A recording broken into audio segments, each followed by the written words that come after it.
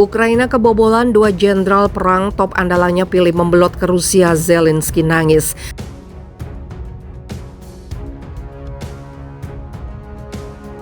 І сьогодні ухвалено ще одне рішення щодо антигероїв. Зараз у мене немає часу займатися усіма зрадниками. Але поступово всі вони покарання отримують, тому вже більше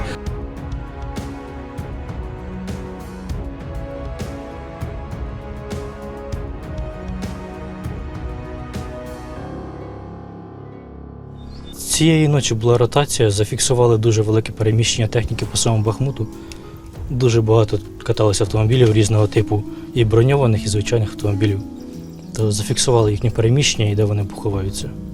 І потім в ті місця буде ураження артилерістів.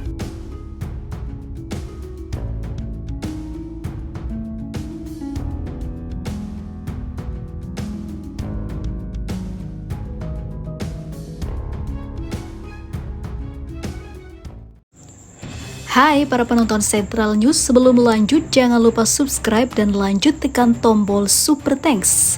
Tombol Super Thanks ada di atas tombol subscribe. Jika Anda ingin mensupport channel kami menyajikan berita yang paling Anda tunggu-tunggu. Terima kasih.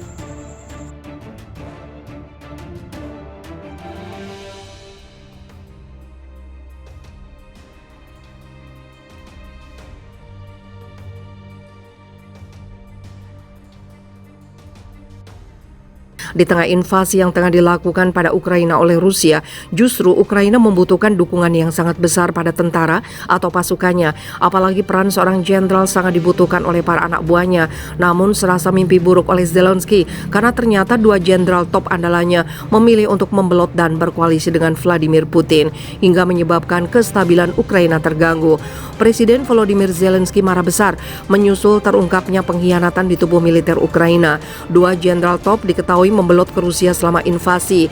Kedua jenderal tersebut bertugas di Dinas Keamanan Ukraina, yaitu Kepala Departemen Utama Keamanan Dalam Negeri Naumov Andrei Olohovich dan Kepala Kantor Dinas Keamanan Ukraina di wilayah Kherson, Kryvyi Serhiy Oleksandrovich. Dilansir CNN, Zelensky menyatakan jika keduanya melanggar sumpah setia militer kepada rakyat Ukraina. Perwira senior tidak menepati janji untuk melindungi kebebasan dan kemerdekaan Ukraina. Mereka anti pahlawan dan membelot ke Rusia. Mereka tidak tahu di mana tanah airnya dan tidak pantas berada di sini. Lambat laun semua pengkhianat akan dihukum, tegas Zelensky dilansir CNN. Zelensky dalam kesempatan lain juga mengatakan situasi di Ukraina Selatan dan Donbas tetap sangat sulit karena Rusia terus memprioritaskan operasi militer di wilayah yang dikuasai separatis. Ia menggemakan pernyataan seorang pejabat senior pertahanan Amerika Serikat pada hari Kamis yang mengatakan bahwa Kiev adalah salah satu dari 4 wilayah di mana Rusia memfokuskan serangan udara saat ini. Pada Kamis malam, juru bicara Pentagon John Kirby mengatakan jelas bahwa Rusia ingin memprioritaskan kembali operasi mereka di wilayah penting Ukraina.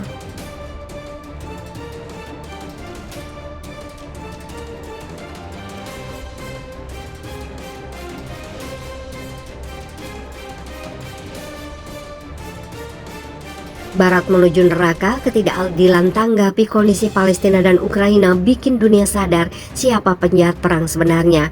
Setahun lebih invasi Rusia ke Ukraina, ratusan sanksi mengarah ke Rusia, namun apa yang terjadi faktanya?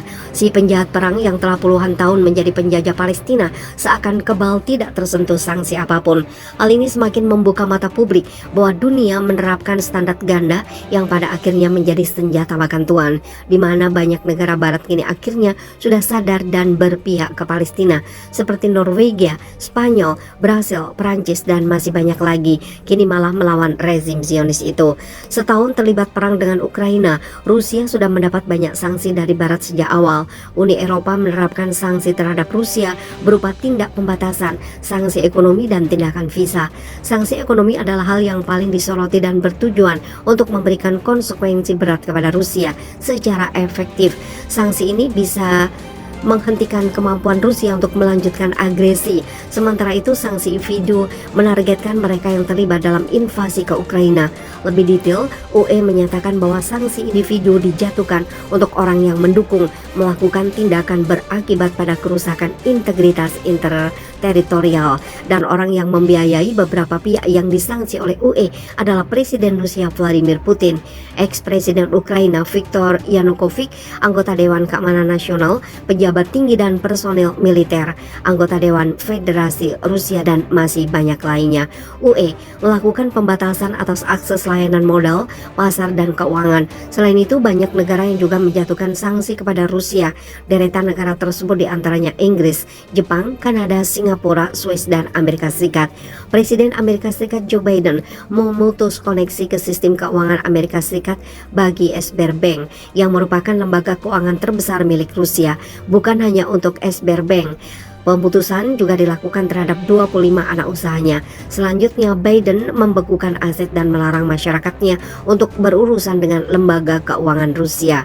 Melihat sederet sanksi tersebut, banyak pihak yang mempertanyakan mengapa Israel tidak diberikan sanksi serupa atau bahkan lebih parah. Padahal Israel sudah menyerang dan menjajah Palestina sejak tahun 1948 serta melakukan beragam tindak kejahatan hingga saat ini. Analisa singkatnya adalah karena Israel merupakan sahabat dekat Amerika Serikat, sedangkan Rusia merupakan saingan Amerika Serikat dalam unjuk kekuatan.